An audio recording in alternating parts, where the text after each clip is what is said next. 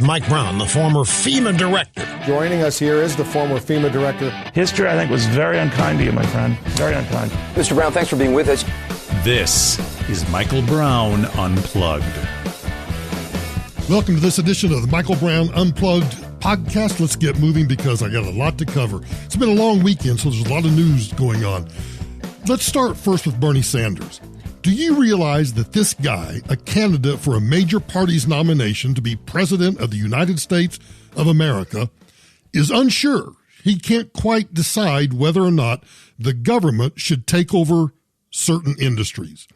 So on Sunday, Fox News Sunday host Chris Wallace asked Bernie Sanders about a quote of his from the 1970s in which Bernie says that he favors public ownership of.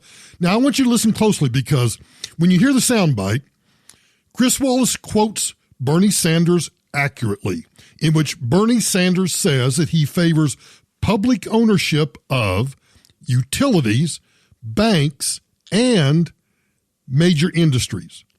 Now, of course, when he's actually confronted with that quote, what does he do? Because I really think progressives are like cockroaches. You shine the light on them. You know, they kind of peek their heads out. You know there's a cockroach there. You know they're pushing socialism. You know they really kind of want to turn the country into now they say a democratic socialist country, but what they really mean is they want to turn it into a Marxist utopia. They want us to be like Cuba or Venezuela or any other, socialist, S-hole country. So when they are confronted with that, just like a cockroach, when they're confronted with the flashlight, they scurry and they hide, only to come back out when the light's gone away, because that's how progressives work. You kind of just keep inching out a little bit further and a little bit further because you don't really want to go too far, because you know that your ideas are so radical that if you go too far out on a limb to the left, that most Americans let's be truthful, most Americans are just, I don't want to say they're asleep because I think that's too crude. I just think many Americans are just too busy to really know what's happening all around them. So a guy like Bernie Sanders, who is finally confronted about his true Marxist nature, that flashlight, when it's shined upon him, he scurries. Oh, I'd love, just listen to this. I think this is fantastic. At all. Sir, let me drill down on that, because here's what Maria Zvart, the executive director of the Democratic Socialists for America, told the New York Times last year.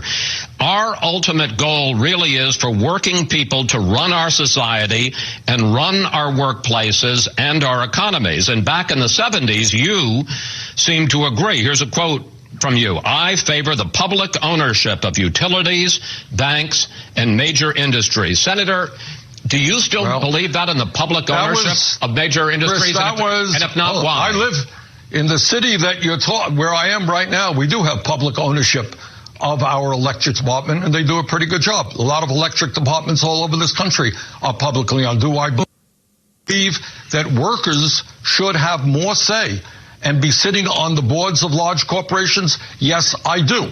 Do I believe that we should break up some of the major banks on Wall Street and support credit unions and community banks? Yes, I do. So I think really one of the things that we have to look at is the fact that power in this country rests with just a handful of people. You got 6 financial institutions that have assets equivalent to 54% of the GDP. 6 institutions control the flow of trillions of dollars. When we talk about democracy, it means not just voting every 2 years. It's giving working people more of a say in what goes on in the economy. Now, I want you to stop and think about that. The answer of a non-communist, the answer of someone who is actually against the socialist transformation of America, the fundamental transformation of America, the answer of a non-communist would have been, are you out of your freaking mind? No, I do not want the private sector or major industries turned over and run by the government or run by the workers. Socialist workers of the world unite. But statists are going to be statists. And I want you to notice the use of the word public and working people, when in effect what he really means is tyrannical big government run by elites, that own you and everything you have, including your freedom. This is what really bothers me about the current state of American politics. This kind of stuff used to be on the fringe. This is the kind of stuff that if you were in the political middle, you would look off to the left coast or east coast, doesn't mean left coast, right coast, but east coast. Well, you get the point. You look off to the left, and way off in the distance, out of 1,000 people on the left side of the political spectrum, you'd see 1 or 2, 3 or 4 back there, way back in the corner, who were espousing communism. Now they're everywhere. And in fact, Elizabeth Warren, who is as much, if not more of a socialist or communist than Bernie Sanders is beginning to take over Bernie Sanders in some of the polls. Now, I don't really care about the polls too much right now, other than just for pure entertainment value. But I think what we have to do is we have to learn, where do we draw the line on government takeovers? Where? Because what they have succeeded in doing is they have very well succeeded in getting this into the vernacular, getting this into the popular conversation. That goes all the way to Barack Obama saying that he wanted to fundamentally transform this country. I mean, do you remember? We are 5 days away from fundamentally transforming the United States of America. Oh, and the SEALs just clap. They're all ecstatic. 5 days away. 5 days away from fundamentally transforming the United States of America. And yes, I think we ought to recognize that what progressives have been able to do is they have been able to normalize the conversation. And the more the conversation becomes normalized, the more the political center moves to the left. We have a real battle for the soul of the country. And I think Bernie Sanders, Elizabeth Warren, for that matter, the entire crop of Democrat candidates, including Joe Biden, who is trying to claim the center but really is a far lefty, they have fundamentally transformed this country. And I think if we don't pay close attention to this, we're going to wake up and realize that the choices that we have really are between trying to just hold on to the center and moving way far to the left. The other person that was in the news over the weekend on This Week, ABC's This Week, normally hosted by George Stephanopoulos. I can't remember who it was that was doing the interview. But here's Alexandria Ocasio-Cortez. Now, I want you to think, so Fox News Sunday's got Bernie Sanders. And ABC This Week, this is my proof positive that we are normalizing the conversation. Alexandria Ocasio-Cortez, just a year and a half ago was a bartender with no experience, no real political background whatsoever, is now on ABC's This Week, the Sunday news show, saying, so do you believe that Democrats will lose to Donald Trump if they don't nominate somebody who is, in your mind, a true progressive along the lines you just described? Well, I think that we have a very real risk of losing the presidency to Donald Trump if we do not have a presidential candidate that is fighting for true transformational change in the lives of working people in the United States. I think that if we elect a president on half measures, that the American people don't quite understand the agenda of a president, a president that says we're fighting for higher wages, but we don't want a $15 minimum wage, fighting for education, but we don't want to make colleges tuition free, fighting for women's rights, etc., but we don't want to go all the way with that, then I think we have a very real risk of losing the presidency. And if you win the presidency, all of those things that you just mentioned, absent maintaining control of either the House or the Senate, I think they've reached the point where they are so full bore down the interstate that if any of these Democratic candidates win in 2020, I don't mean this to be hyperbole. I actually very sincerely mean this. That if any of these current Democratic candidates win in 2020, and the House and the Senate are taken over by the Democrats, that's the end of America as we know it. And the only thing that will preserve what constitutional individual liberty that we have will be the judiciary. That will be it. which is why, the president needs to cram through as many more nominees to as many more federal judicial judgeships to as many judgeships as he can between now and the 2020 election. Because absent that, there is no other stopgap. The other thing about what Alexandria Ocasio-Cortez said is that really is a defensive tone for a 29-year-old progressive firebrand as the Democrats seek to kind of winnow these 23, 24, however many it is, to kind of narrow that down. She's taking on Pelosi. She's taking on the leadership. They feel entirely comfortable pushing this leftist Marxist agenda as hard and fast as they can. I think they see a window of opportunity, and if they win in that window of opportunity in 2020, it's over. The other thing that we have that's in our favor right now is Mitch McConnell. Nancy Pelosi, and I don't remember it doesn't make any difference where she was talking, but Nancy Pelosi referred to Mitch McConnell as the Grim Reaper. And, of course, when I first heard that story, I thought, well, what's she talking about? McConnell seems to take great pride in calling himself the Grim Reaper.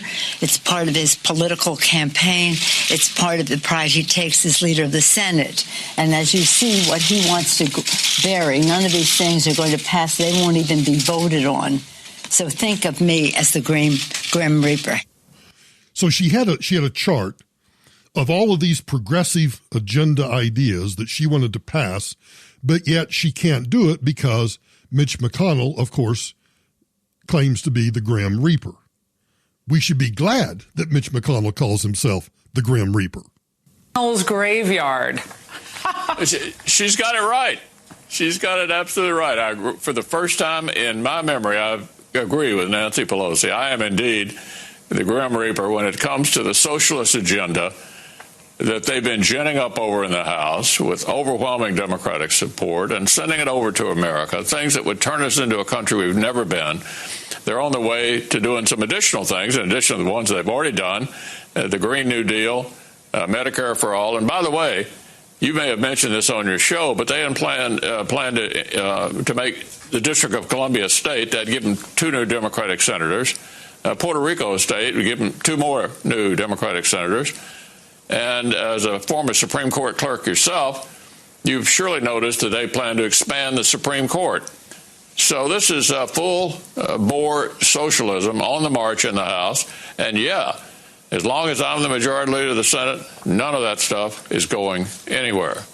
And that's why we have to keep the Senate.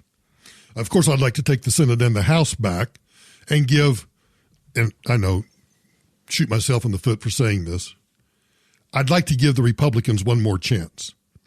Re-elect Donald Trump in 2020, give him the House, give him the Senate, and finally, just finally, maybe Republicans would stand up to all these yahoos, Republican voters in the country, stand up to all of them and say, okay, we've done it. We have given you the presidency, we've given you the House, we've given you the Senate. Now, undo this fundamental transformation of America, unwind all of this stuff, fix the border, fix immigration, fix the deficit, fix budget spending, fix federal spending, fix all of this stuff that we've been demanding for the past 20 years, that you've been promising us for the past 20 years, and this is your last chance. I kind of think that's where we are in the country. We're either going to give Republicans one last chance, or Republicans are going to lose that one last chance, and we will see the fundamental transformation of America undertaken and completed, all started by Barack Obama back in 2007. That's where we are. I don't think it's a pleasant place to be. I don't want to be here, but I just trying to be a realist. I think that is exactly where we are in the grand arc of the history of this country. On a somewhat lighter note, I guess it's a lighter note, according to the Daily Caller News Foundation, an 11-year-old North Carolina boy defended an 11-year-old. I like this kid.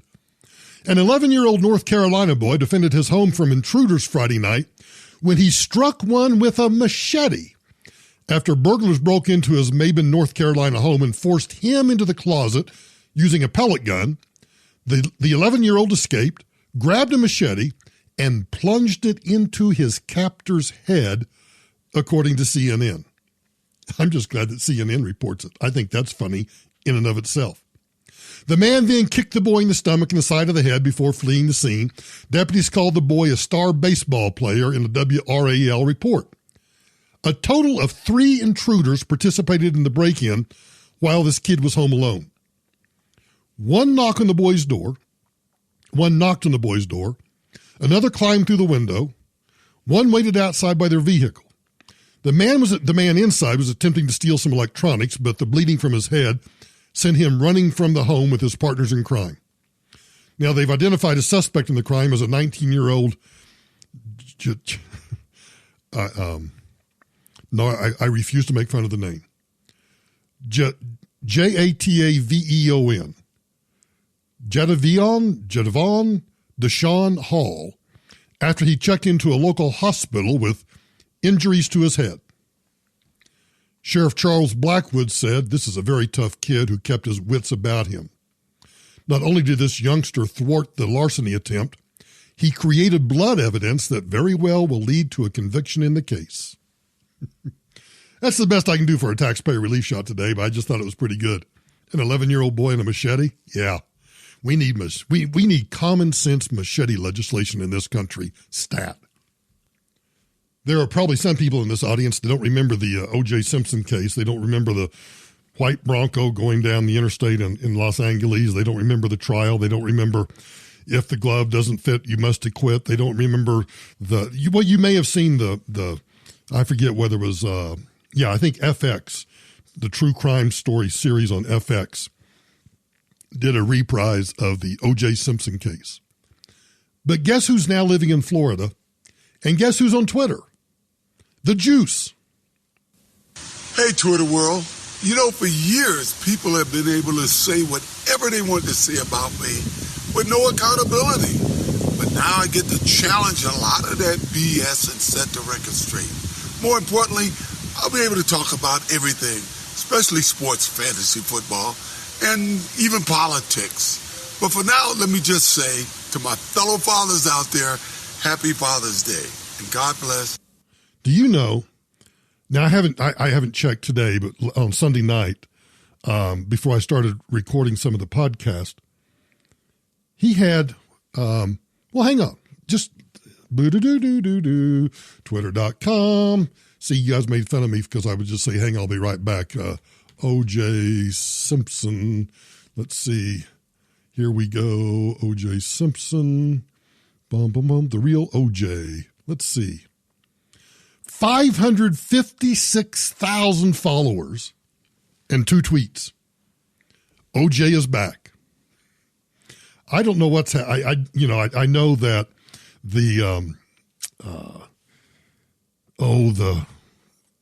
I can't remember the name of the family now. But anyway, the family that sued him for wrongful death and got this huge judgment against him. I don't know what he's done in terms of hiding his assets. But here's a guy that, he was found not guilty. We have to recognize that O.J. Simpson was found not guilty. But here he is tweeting from a home it's actually in Las Vegas. Tweeting from a home in Las Vegas saying that now he's going to be able to speak the truth. What do you think the odds are? I'm just curious. Dollars to donuts, O.J. Simpson ends up drunk tweeting a confession at some point. I just watch it. I think at some point he drunk tweets a confession. O.J. on Twitter. During the Michael Brown Unplugged podcast town hall that we had on Thursday evening, Uncle Joe made the comment that he was sick and tired of all of the, by the time he had listened to the news and talk shows throughout the day, he was sick and tired of all the commentary about the comment that Donald Trump had made that if a foreign government had offered him information about an opponent, he would listen to that foreign government or foreign entity or foreign whatever. I think just the use of the word foreign sent people into the stratosphere with, heads blowing up. And was curious what my take on it is. I'm not going to give you my take. Instead, well, I'm going to give you my take, but I'm going to let somebody else do it for me. Let's just put it this way. The Democrats literally, not figuratively, the Democrats literally paid hundreds of thousands of dollars for information from ostensibly foreign governments, foreign spies, foreign agents. So the payment by the Democrats makes it more clearly a campaign finance violation because that made it a thing of value. But former Obama Justice Department spokesperson Matt Miller did his best to justify the Democrat National Committee and the Clinton campaign's hiring of a foreign spy, Christopher Steele, during the 2016 presidential election. He actually twists himself into knots trying to explain why it's fine, why it's okay, why it's legal for Democrats to hire foreigners for campaigns. Well, with respect to the Steele dossier, it is legal under United States law for a campaign to hire a foreign individual, to hire someone, to pay them to go out and conduct research or to do other things for you. Okay, let's just stop. Stop the tape for a moment. Okay, it is perfectly legal to hire a foreigner to do work for you. But for some reason, which you'll never hear the explanation, but I'll let you hear the rest of his statement, it's okay to hire somebody, which of course for me, again, that's a thing of value. You have paid for a product. So if you don't disclose that, if you don't put that on your FEC reports, now you have committed a campaign finance violation. But how do you claim that it's okay to legally pay somebody to do something for you, or in this case, to provide something to you, the dossier, but it's not legal to just listen to someone who wants to provide you information? Do that from time to time. That's what the DNC did. It is illegal to accept help from a foreigner, and especially so, and it's more, even more inappropriate if that help is coming from a foreigner working on behalf of a foreign government, which of course is the meeting that Donald Trump Jr. took. When he says it's a hypothetical, it's not a hypothetical that the president was discussing last night. The question was about the meeting that his son took after being told it was on behalf of the Russian government. And with respect to his comments about Adam Schiff, look, Adam Schiff accepting information from a foreign individual it wasn't in a campaign context. It was in the context of conducting an investigation, where of course you seek information from anyone that can give it to you. That's very different than in a campaign context when you're trying to get someone elected to office. I'll just let that hang right there. Okay to pay, not okay to listen. It's simply, well, it's Orwellian. I think you might as well just become accustomed to the fact that many of the stories that I'll be bringing to you on the podcast, are Orwellian in nature. And I think that's a classic example of one. So over the weekend, the New York Times published this, well, I think it's kind of astonishing, a story by David Sanger and Nicole Pelroth that was titled, U.S. Escalates Attacks on Russia's Power Grid. Now, in summary, here's what the story says. The United States Cyber Command, the arm of the Pentagon that runs the military's offensive and defensive operations in the online world, according to the Times article, Donald Trump signed a presidential memorandum granting Cyber Command, quote, far more leeway to conduct offensive online operations without receiving presidential approval. So, under the permissions previously granted by both Donald Trump and, I think, importantly, which will be glossed over in the news media, also granted by Congress, the American people, through our government, have been placing, quote, potentially crippling malware inside the Russian electrical system. Now, part of my responsibilities as the undersecretary was preparing for an EMP attack, an electromagnetic pulse attack, and how we would create the kinds of systems that were either impervious or that were somehow to mitigate against those kinds of what we now call cyber attack. But it was too new at that time to really call it cyber attack. It was more like electronic warfare. But let me emphasize, the permission to do that was not only granted by Donald Trump, but was also authorized by Congress. Congress specifically authorized the government to place potentially crippling malware inside the Russian electrical system. Russia is big. I mean, Russia is really big. How about stretching, according to, if you go to Wikipedia, Russia crosses 11 time zones. Continental U.S., 4. And if you've ever flown from sea to shining sea, and you've flown over what many people derisively refer to as flyover country, you know that most of the United States has very few people living in it. Most people live in population centers on the east and west coast. All of that is just to say, I'm not sure we should, even if we could, shut down all of Russia's power grid. Now, if that is in a attack mode, we've been attacked and that's a response, that's a different set of circumstances. But as an offensive gesture, I'm not quite sure that's the wisest thing for us to be doing. I would much rather us be spending protecting our power grid. I'm not saying we should ignore ways to shut them down. I just have qualms about doing it offensively versus defensively.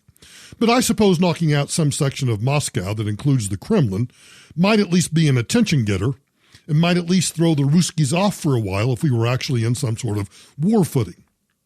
Now, we've already allegedly been involved in cyber warfare in the past. The most well-known attack was against Iran's nuclear development program with a worm called Stuxnet. Stuxnet was inserted into Iranian computers, I think among other countries too, specifically those controlling centrifuges used to enrich uranium. Now, according to the Institute for Science and International Security, one attack may have destroyed 10% of Iranian enrichment capabilities. Now, the president, who might not have been informed of this current cyber attack operation, tweeted his frustration on Saturday night. On Saturday night, the president tweeted, "The failing New York Times just did a story stating that the United States is substantially increasing cyber attacks on Russia. This is a virtual act of treason." Now, the New York Times, perhaps anticipating being called treasonous by the president, inserted this paragraph into the article. The National Security Council said they had no national security concerns about the details of the New York Times reporting. Now, that's a pretty broad statement. We don't have any national security concerns. You could read that as saying, well, yeah, we don't question the factual nature of the story, or we don't care about the reporting of the story, because whatever we're doing in secret, and you guys don't really know what we're doing anyway. But the Russians haven't been spending their time sitting on just their operating systems doing nothing. According to a March 2018 article, the Russians, have inserted malware into U.S. computers that could sabotage American power plants, oil and gas pipelines, or water supplies. So, tampering with computer systems isn't limited to shutting off the lights in Red Square or blocking the flow of natural gas through Oklahoma or Texas or Colorado. But here's what I want you to stop and think about. Over the weekend, if you just want to stop and think about the seriousness of cyber warfare and the seriousness of cybersecurity, over the weekend, Target stores experienced a nationwide failure of its checkout system. One of the tech blogs that I read, Engadget, wrote, "The retail giant's registers suffered a roughly 2-hour nationwide outage in midday on Saturday, June 15, preventing customers from making purchases, including in self-checkout lines, right before Father's Day." Now, Target, which also treated its customers to a massive data breach, 5-6 years ago, was very quick to respond. Oh, they learned from the last time they had this happen. They said the temporary outage earlier today, on Saturday, was the result of an internal technological issue, I call those glitches, that lasted for approximately 2 hours. After an initial but thorough review, we can confirm that this was not a data breach or security-related issue, and no guest information was compromised at any time. Now, I don't honestly have any reason to doubt Target. But given what's going on in the world of cyber warfare, I don't find it really a stretch to imagine if there's a bunch of Chinese guys. I often joke about there's a bunch of teenagers sitting in their parents' basement coming up with, the next big deal. Well, likewise, I don't find it hard to believe that there's a bunch of Chinese guys, smoking cheap, unfiltered cigarettes in a dimly lit room, high-fiving each other over the fact they shut down every register at every one of the 1,849 Target stores the day before Father's Day in the United States. I don't think most of us, either willingly or unwillingly, take cybersecurity as seriously as we should. So here's my challenge. My challenge is look around. And I know this kind of goes back to my old FEMA days. But I want you to look around, and I just want you to imagine that the power goes out. 72, 96, 120 hours, 7 full days, 30 days, I don't care what it is. Or imagine this now. You still have power, but your iPhones don't work. Cell towers don't work. The internet's down. You have no access to email. Those little point-of-sale kiosks, those point-of-sale registers, they don't work. Your credit cards don't work at the filling station. None of those things work. Can you imagine how quickly you could bring a country to its knees by the kind of cyber warfare that is going on right now that we don't pay any attention about? The language in the military authorization bill last summer approved the routine conduct of clandestine military activity in cyberspace in order to, quote, deter, safeguard, or defend against attacks or malicious cyber activities against the United States. Now, if both sides start shutting off one another's lights, all I can think about is Betty Davis's line in All About Eve, fasten your seatbelts. It's going to be a bumpy, bumpy night. Cybersecurity. I know it's kind of off the topic for the Michael Brown Unplugged podcast, but this New York Times article caught my attention. And I just want to, again, trying to change your perspective. I want you to think about, one, what should we be doing? We know that we've already used like the Stuxnet to shut down part of the Iranian nuke program. Should we offensively be using cyber attacks to do something to the Ruskies or the Chinese or anybody else? And what are we doing? Better yet, what are you doing? What are you doing to even think about, okay, what do I do if I turn around one day and suddenly there isn't power for 7 days or 2 weeks or 30 days? Or you might have power, but all of the electronics, all of the digital world that we now live in turns to analog, turns to feces. What do you do then? Just something to think about. And only on the Michael Brown Unplugged podcast can we go from cybersecurity to Belgian chocolates molded in the shape of an anus.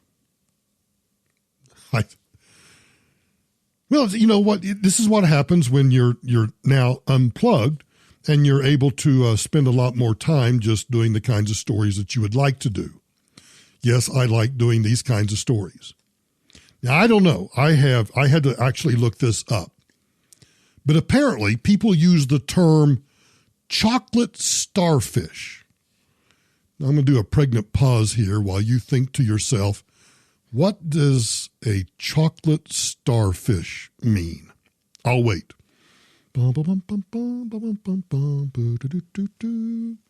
Thought about it? I've never heard the term. I'm just culturally illiterate. Apparently, chocolate starfish is a phrase used to describe an anus, an a-hole.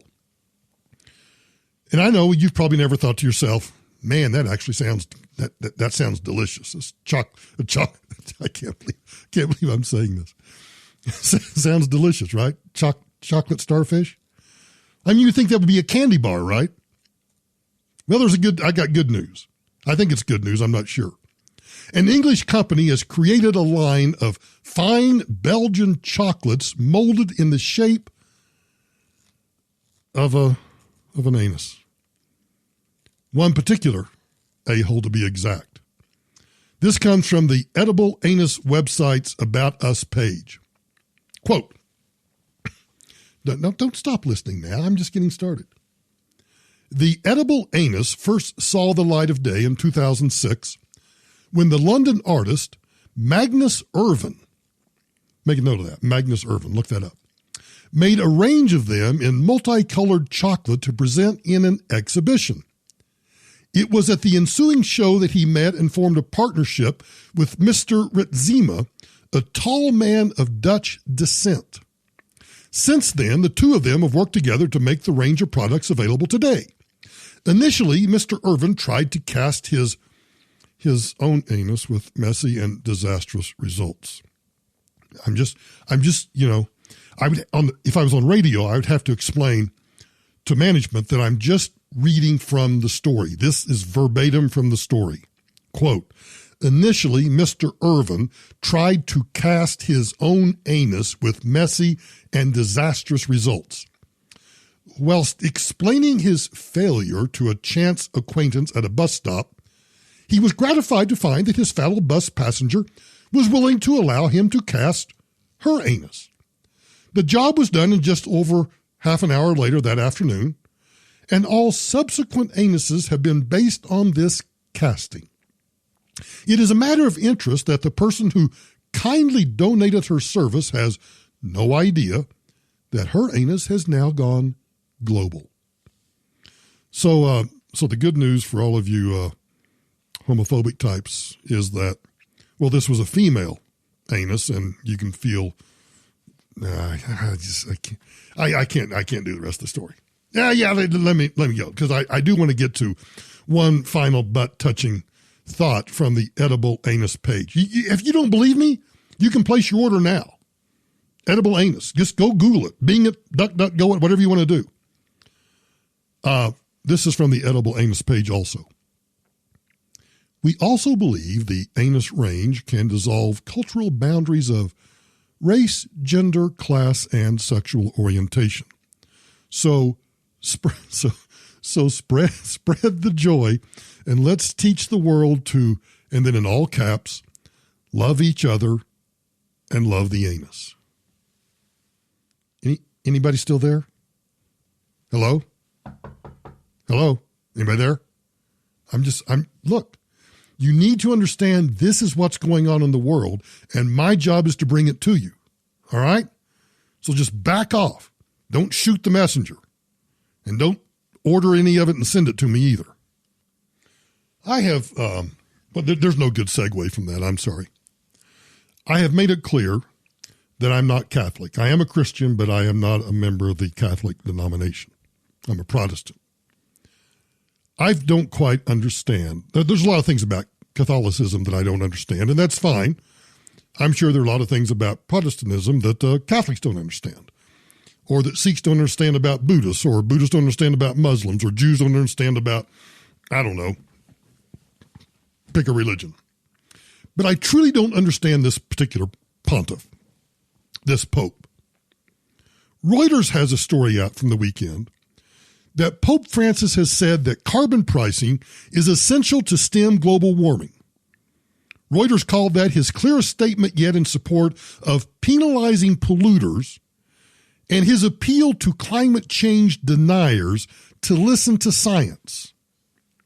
He was apparently addressing energy executives at the end of a 2-day meeting, where he also called for open, transparent, science-based, and standardized reporting of climate risk and a radical energy transition away from carbon to save the planet. Does the head of the Catholic Church, the head of one of the largest religions in the world, does he think that mankind can, one, either destroy the planet or can save the planet? Does the Pope, and I'm asking this of Catholics, well, I guess of anybody, it doesn't make any difference whether you're Catholic or not, if you're a theologian and you understand the stuff better than I do, is it really proper to believe that somehow mankind has that kind of power and authority over this planet created by the God of heaven? Seriously?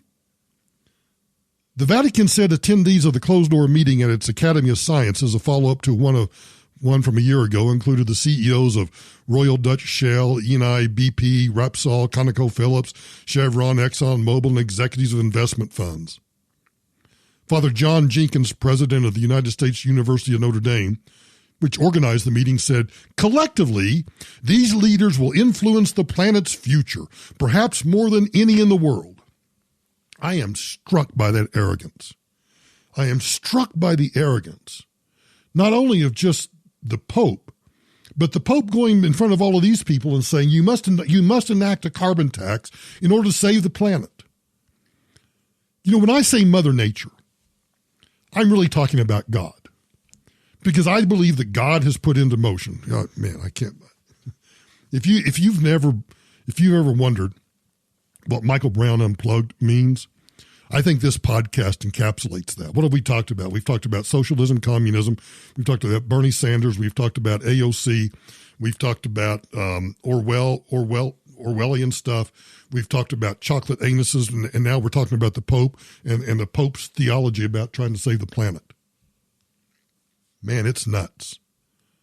I just don't get it.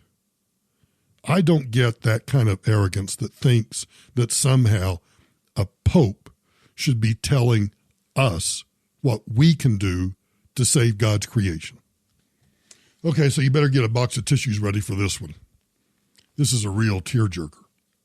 Turns out that the unlawful invaders who have been colonizing America, illegal aliens, are apparently not satisfied with the accommodations that you and I as taxpayers are providing them. This story comes to us from El Paso. With indoor facilities overcrowded, the Border Patrol has kept some immigrants outside and in tents near a bridge in El Paso with nothing but a Mylar foil blanket. Others have been kept in an empty parking lot where migrants huddled underneath tarps and foil blankets repurposed as shade covers against the sweltering heat. Now, let's be honest. The indoor facilities are overcrowded because of the massive scale of the invasion by, we just celebrated the 75th anniversary of D-Day not long ago. I think what we can do is we can call Guatemala, Honduras, and El Salvador. We can call that the new axis of evil. The story goes on to say that agents made 132,887 apprehensions in May, including a record 84,542 adults and children traveling together. Those apprehended also included 11,507 children traveling alone. Now, I don't know, but somehow we are supposed to believe that 11,507 children from the jungles of Central America traveled all the way through Mexico to invade the United States in a single month, and they did that all by themselves. That somehow 11,507 unaccompanied minors came out of the cities and the villages and the towns of Guatemala and Honduras, and they just somehow made their way together, traveled all the way across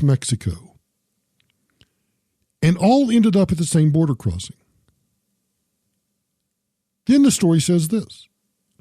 Migrants in El Paso and elsewhere also complained of inadequate food, such as a single burrito and a cup of water per day.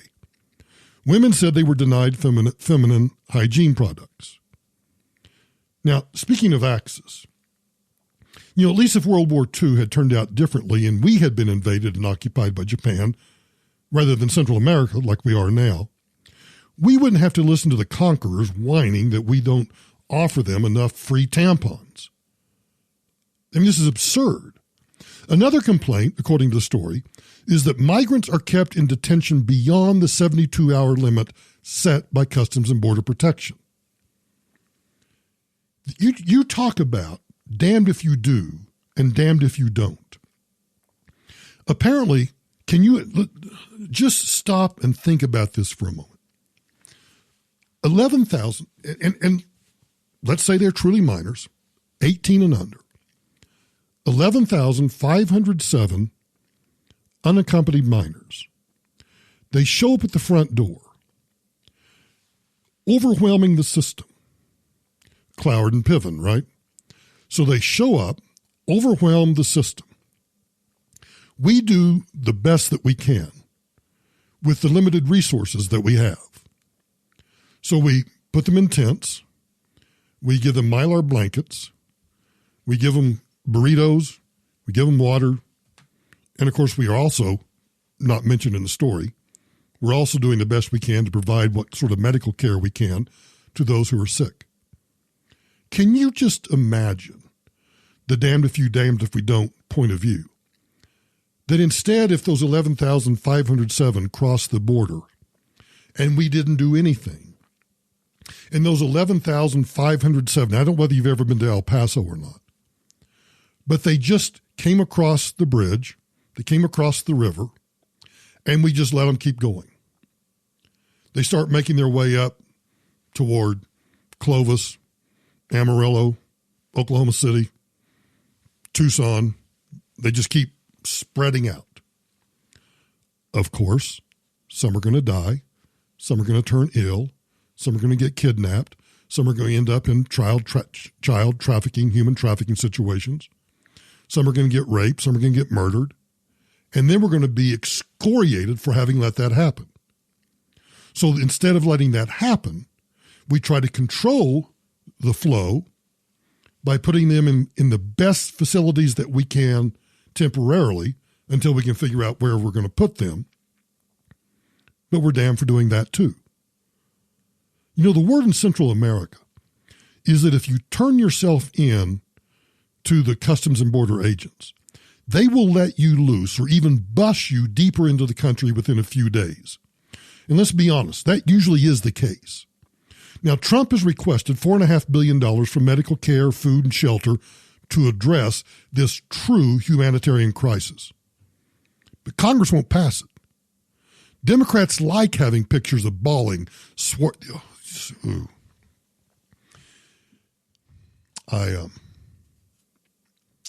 I was one time accused of not caring about people in a particular Superdome in a particular state during a particular hurricane. And we were doing everything we could to provide them. And in fact, we did indeed provide them shelter, medicine, food, water. Couldn't provide them air conditioning. No, there was no power because they shouldn't have been there in the first place.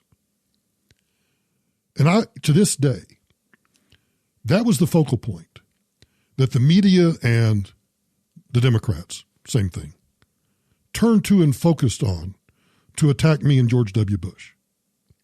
So when I say that Democrats like having pictures of bawling, swarthy-skinned children for their fundraising brochures, I can speak about that from personal experience. And nor will Democrat-controlled Congresses ever approve a wall to keep them out because of their self-interested political reasons. It is a damned if we do and damned if we don't situation. And in this situation, in these circumstances, I blame both Republicans and Democrats. And I also blame the media.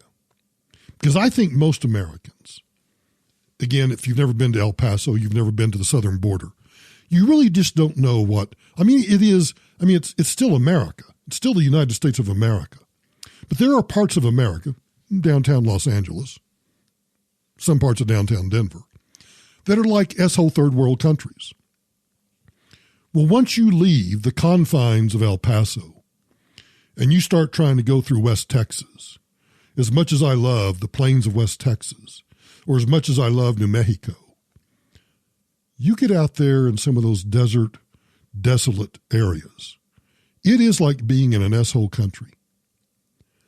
So I get really furious at politicians on both sides and the media, and quite frankly, Americans, for not recognizing the true humanitarian crisis at the border. 132,000 plus apprehensions. 132,000. Can you imagine an army of 132,000? When we were doing catastrophic disaster planning prior to Katrina making landfall, I had gone to Congress to ask for money to do catastrophic disaster planning. And one of the things that I had set as, because catastrophic, the word catastrophic gets thrown around way too much, is I wanted to do catastrophic disaster planning where there were hundreds of thousands of people left homeless. Not 2,000 or 3,000, not 5,000, but hundreds of thousands left homeless. Well, here we have that right now on our southern border. 132,887 apprehensions in May alone, including 11,507 children traveling alone. And we don't do anything about it, except we get chewed out. We get excoriated because we're not giving them, I don't know what, rooms at the Four Seasons. Boy, that ticks me off.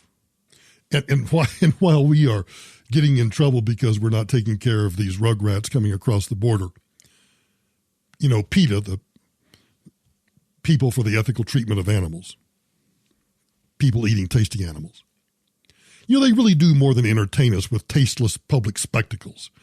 For example, on a page entitled Living in Harmony with Rats, PETA actually offers, now I want you to think about this.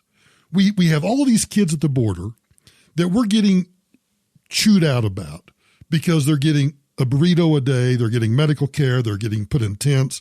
You know, we're treating them awful. But PETA has a page, Living in Harmony with Rats. Now, I thought I was going to go to that page. It was going to be about living in harmony with Democrats or living in harmony with liberals or something. But no, it's actually about how to live in harmony with rats. And I think this is because this is useful information for those that live in Los Angeles or that live anywhere in big cities where rats are out of control. Be sure to check the traps hourly. The little animals will be hungry, thirsty, and frightened, and they may die if left in the traps too long. Traps should be disabled when not in use, and traps should be disabled during cold weather. Release the rats within 100 yards of where they were caught. Now, the last I checked, rats spread bubonic plague. So I think that what we ought to do is make certain that if PETA's really doing a good job, that PETA does these public service announcements in Los Angeles. But think about, just compare and contrast for a minute. We get chewed out about how we treat people coming across the southern border, while at the same time, we're told that we need to be careful about how we check rodents, rats, that spread bubonic plague. Yeah, we're kind of screwed up. Yeah, we don't really have our priorities straight. And last but not least, yesterday obviously was Father's Day, and my son and daughter, and my daughter-in-law, and my son-in-law, and of course Tamara, the whole family went out to lunch, and we went to they took us to a really nice Italian place in Denver. And my grandson and I were sitting at the end of the table, and it was lunchtime, so I wasn't going to have wine or any liquor with lunch, and just ordered a Diet Pepsi. No Diet Coke, just Diet Pepsi. And it was one of those foo-foo places where there was, you had to ask for a straw. And my grandson, who is truly an old soul, was laughing about, they call me Grandpoo. He was laughing about, don't you know they don't want to kill the turtles or something? And I thought, wow, at least he's learning. But as I looked around the room, and because we were sitting at the back, and where I was seated, of course, my back to the wall, so I could see the entire restaurant. As I looked around, and I was looking at all of these chic people in this restaurant, and, these millennials and the 30-somethings, and I was probably one of the oldest guys in the restaurant.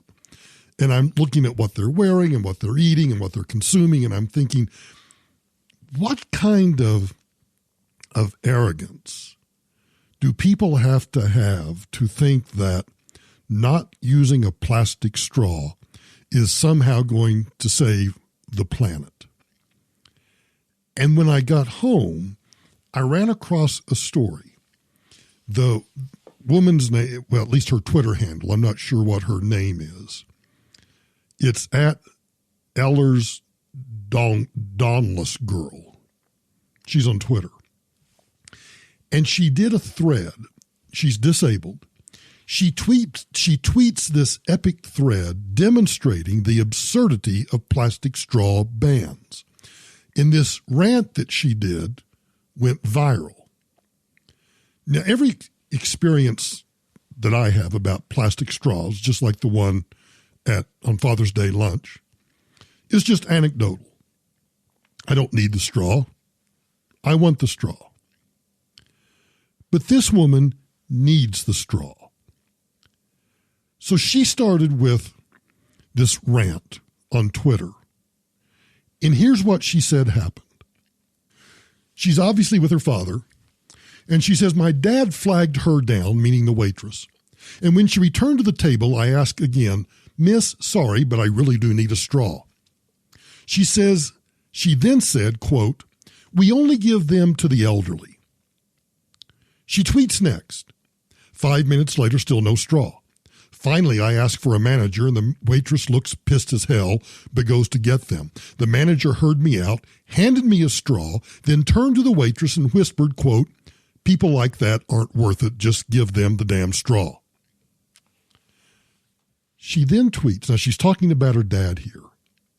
And while he was shouting, meaning her dad, because I imagine her dad was probably pretty pissed off at this point.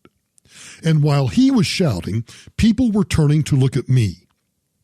He was literally just shouting, quote, her spine is deteriorating. She uses crutches most days, you moron. She goes, and I was so embarrassed. I got up, got my crutches, walked out of the restaurant, and my mom followed me. She tweets next. So, this is the kind of blowing up more than I thought it would. I just wanted to rant. But I'm glad this thread is starting the conversation and helping to educate others.